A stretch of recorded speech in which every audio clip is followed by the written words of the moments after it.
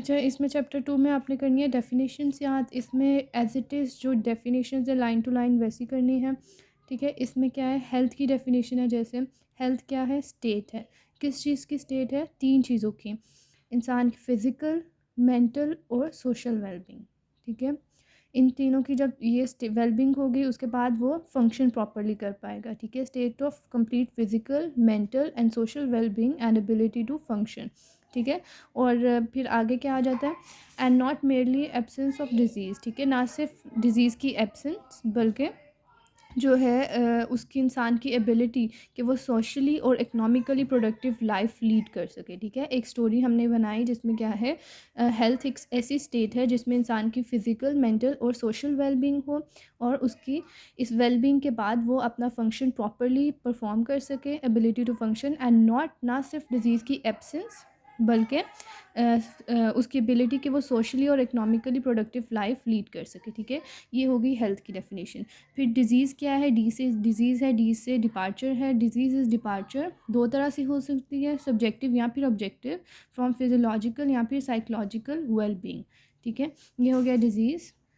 उसके बाद आपने सिर्फ इलनेस को देख लेना है कि ये it is a phenomena, it is a subjective state in which the equilibrium, ठीक है। इसमें जो इक्विलिब्रियम इंसान की बॉडी और उसका जो फंक्शन है उसके बीच जो इक्विलिब्रियम है वो डिस्टर्ब हो जाता है, ठीक है। Is so disturb that man is aware of his state of being unwell, ठीक है। सिकनेस जो है इसको भी बस देख लेना है, sickness is state of social dysfunction, ठीक है। एस से सिकनेस, एस से सोशल डिसफंक्शन, ठीक है। उसके बाद है true health. True health any individual who is enjoying health in all physical, तीन चीज़ों में, मेंटल, फिजिकल और सोशल प्लान, ठीक है। बस ये आपने देख लेना है, इतना इंपॉर्टेंट नहीं है। आगे पॉजिटिव हेल्थ है, इसमें क्या है, perfect functioning of body and mind, ठीक है। उसके बाद जो स्पेक्ट्रम ऑफ डिजीज़ है ना, ये है SCQ है, ठीक है।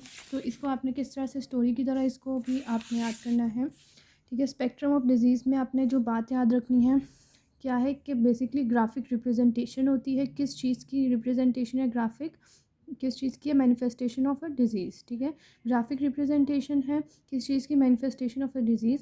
और इसकी एग्जांपल उन्होंने ऐसे बताई है कि it is just like a spectrum of light, ठीक है। स्पेक्ट्रम ऑफ लाइट की तरह है जिसमें कलर जो हैं वो आपस में इस तरह मर्ज किए होते हैं कि उनको डिफ्रेंशिएट करना मुश्किल होता है, ठीक है। ग्राफिक रिप्रेजेंटेशन है मैनिफेस्टेशन ऑफ डिज़ीज़ का, और स्पेक्ट्रम ऑफ लाइट की एग्जाम्पल दी हुई है उन्होंने। फिर उन्होंने कहा है कि ये जो स्पेक्ट्रम ऑफ डिज़ीज़ है इसमें एक एंड पे सब क्लिनिकल अनअपेरेंट इन्फेक्शन होते हैं और दूसरे एंड पे फैटल इलनेस होती है, और जो मिडल में है उसमें इलनेस होती है जो कि रेंज करती है माइल्ड टू सीवियर, ठीक है। उसके बाद उन्होंने कहा है लेप्रोसी जो है वो इसकी एग्जांपल है, ठीक है, जो स्पेक्ट्रल कॉन्सेप्ट है डिज़ीज़ का, ठीक है। किस तरह से किया है हमने, ग्राफिक रिप्रेजेंटेशन है मैनिफेस्टेशन ऑफ डिज़ीज़ की, स्पेक्ट्रम ऑफ लाइट की जो है वो एग्जाम्पल दे दिया जिसमें कलर्स आपस में इस तरह मर्ज होते हैं कि उनको अलग अलग परसीव करना जो है वो मुश्किल होता है।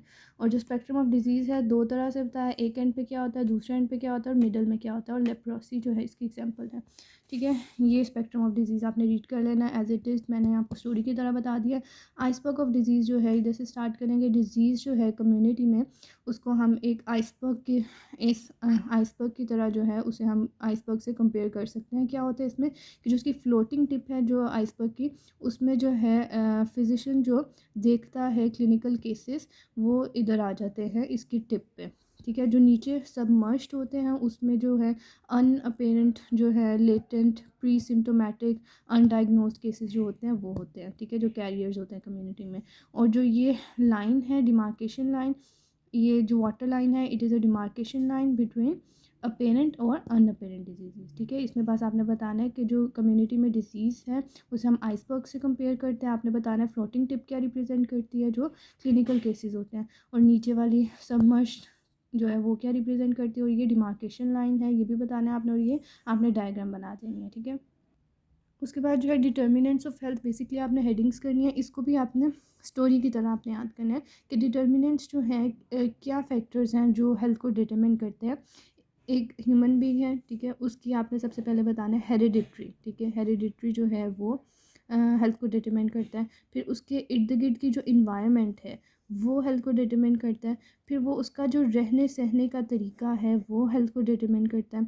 फिर सोशो इकोनॉमिक कंडीशंस जो हैं वो कैसे अपनी लाइफ लीड करता है, वो सोशो इकनॉमिक कंडीशंस आ जाता है।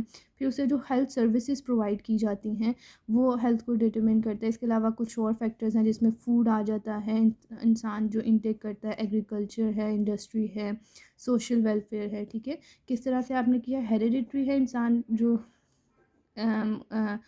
क्रोमोसोमल एनॉमलीज आ गई, जेनेटिक ओरिजिन जो भी है। ठीक है, उसके बाद इन्वायरमेंट जिसमें वो रहता है, लाइफस्टाइल जैसे वो लीड करता है, इसके अलावा सोशल इकनॉमिक है, और हेल्थ सर्विसेज जो उसको प्रोवाइड करते हैं, और अदर्स आ जाते हैं। ठीक है, हेरिडिटरी में आपको पता होना चाहिए genetic origin, chromosome anomalies, environment, दो तरह के, इंटरनल और एक्सटर्नल। इंटरनल में ऑर्गन्स जो हैं हारमोनियसली जो है वो वर्क करने चाहिए। ठीक है, उसके बाद एक्सटर्नल इन्वायरमेंट जो है, जो इंसान एक्सपोज्ड होता है जिस इन्वायरमेंट को आफ्टर कंसेप्शन, वो। और लाइफस्टाइल में आपको इतना पता होना चाहिए कि स्मोकिंग वगैरह के साथ पुअर न्यूट्रिशन की वजह से कौन कौन सी जो है रिस्क हो सकता है, कौन कौन सी कैंसर्स का, लंग कैंसर स्मोकिंग के साथ, ओबेसिटी, हार्ट डिजीज़। उसके बाद सोशो इकनॉमिक कंडीशंस में आपने 2-3 नाम कर लेने, education, nutrition, housing, health services जो प्रोवाइड की जाती हैं, इम्यूनाइजेशन है, सेफ वाटर सप्लाई है, अदर फैक्टर्स में industry, social welfare, rural development.